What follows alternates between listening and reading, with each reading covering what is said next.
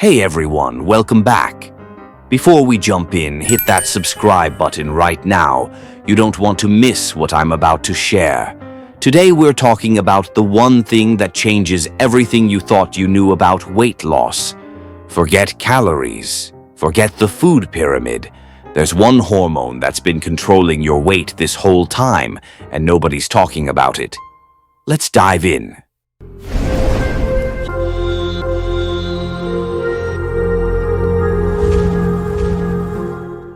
What's up, everyone? You know that whole diet and weight loss thing everyone talks about? Well, today I want to talk about something that completely changed my perspective on all of it. Insulin. It all started when I read an incredible book called Why We Get Fat and What to Do About It by Gary Taubes back in 2013. This book was like a watershed moment for me and, without a doubt, one of the reasons I created this blog. So I'm going to give you the rundown, the book that started it all. First off, if I had to recommend only 3 books about nutrition, this would definitely be one of them. Taubes is a guy who doesn't mince words and strongly criticizes the way we look at calorie counting and that famous food pyramid that nutritionists love. He digs deep into the concept of caloric balance and explains why the caloric deficit strategy isn't the best way to lose weight. Seriously, after reading this book, you'll never look at calories and the food pyramid the same way again. Who is Gary Taubes? Let's talk a bit about Gary Taubes. He was born in New York in 1956 and is a contributor to Science magazine. Here's what's interesting.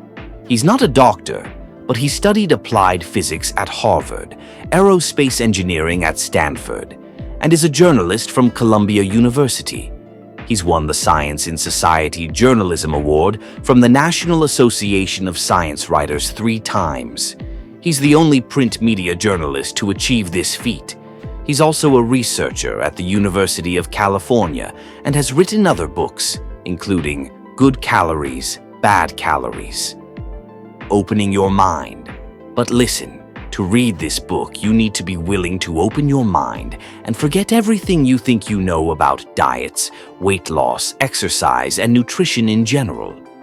Taubes comes with more than a century of studies, data, and reports showing that conventional wisdom about why we get fat is completely wrong.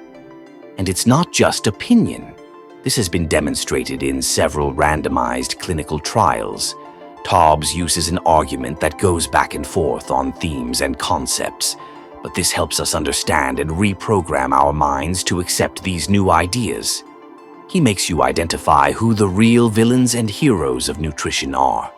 And even though there are some technical biology concepts, the book is super accessible. He uses simple explanations, examples, and metaphors that make us understand everything. So, if you're interested in correcting your diet, whatever your goal, and want to get rid of carbohydrates and sugars, this book is the starting point. Seriously, you can't start without reading it first. The main culprit, insulin. But getting back to the key point, do you know who the main culprit is? Insulin. Insulin is known to everyone for controlling glucose, blood sugar. In fact, regulating blood glucose is insulin's primary task, and for good reason. Glucose that's too low will put you in a coma, and glucose that's too high will too. Although insulin has many other functions, it's evident that from an evolutionary standpoint, being able to quickly reduce dangerous and toxic glucose levels is more important for keeping the animal alive than any other function. And that's where our problems come from. Since glucose regulation is its main function, the biggest stimulus for insulin production is an increase in blood glucose. The main functions of insulin. Let me break down what insulin actually does in your body. First, it reduces blood sugar by making tissues transport glucose into cells.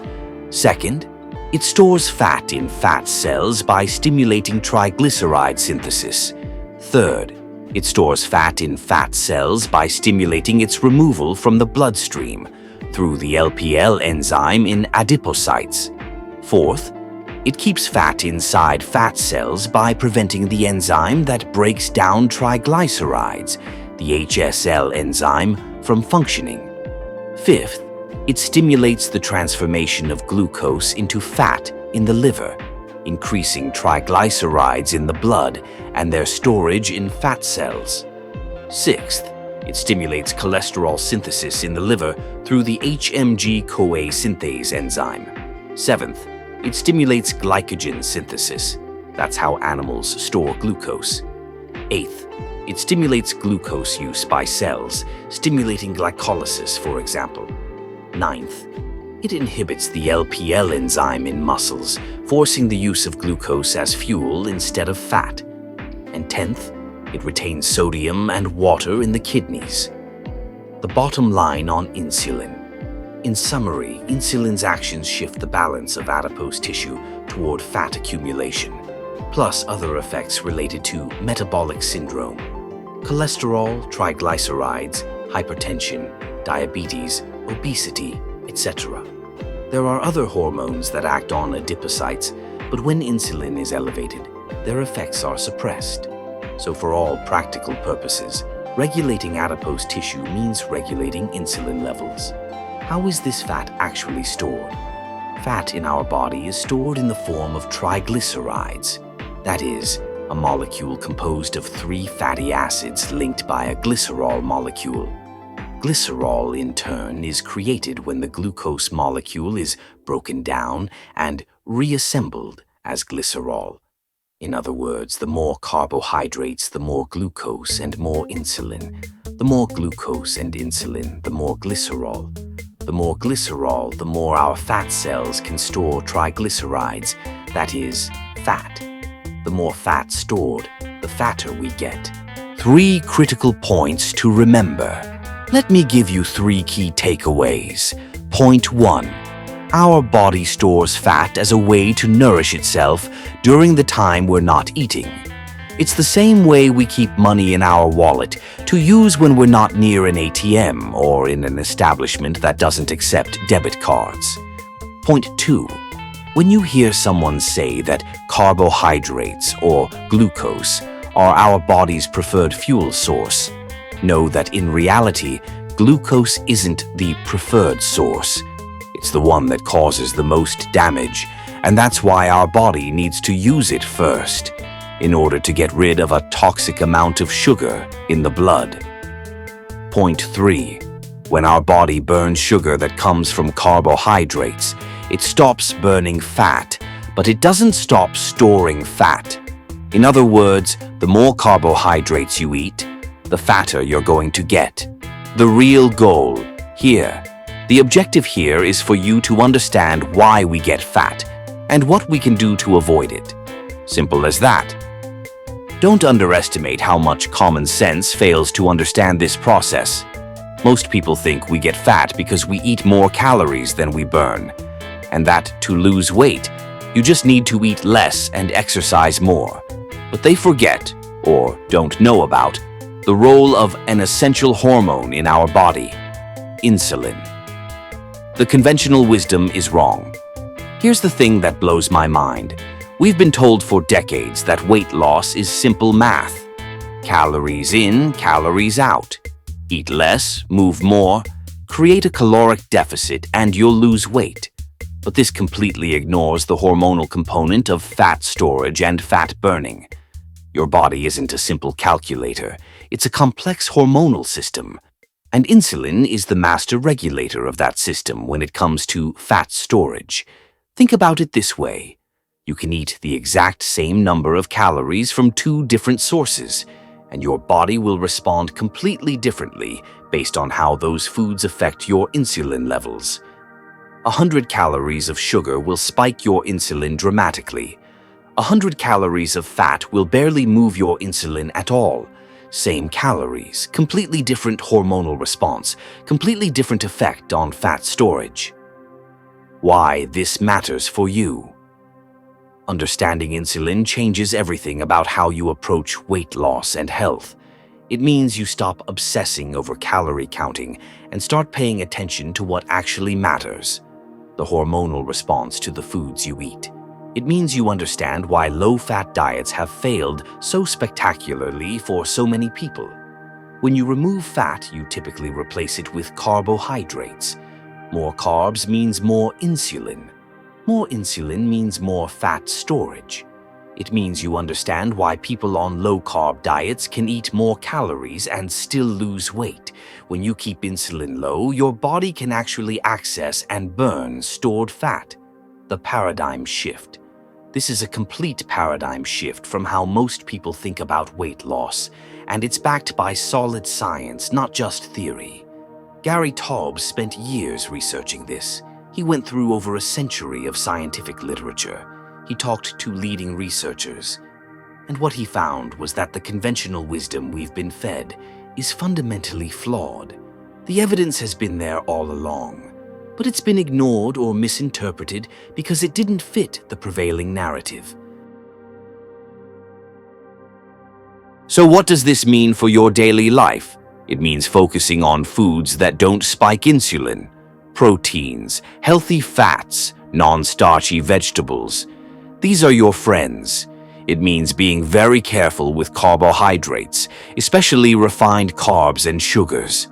These are the foods that spike insulin the most dramatically. It means understanding that when you eat matters too. Constant snacking keeps insulin elevated all day. Giving your body breaks from eating, like intermittent fasting, allows insulin to drop and fat burning to occur.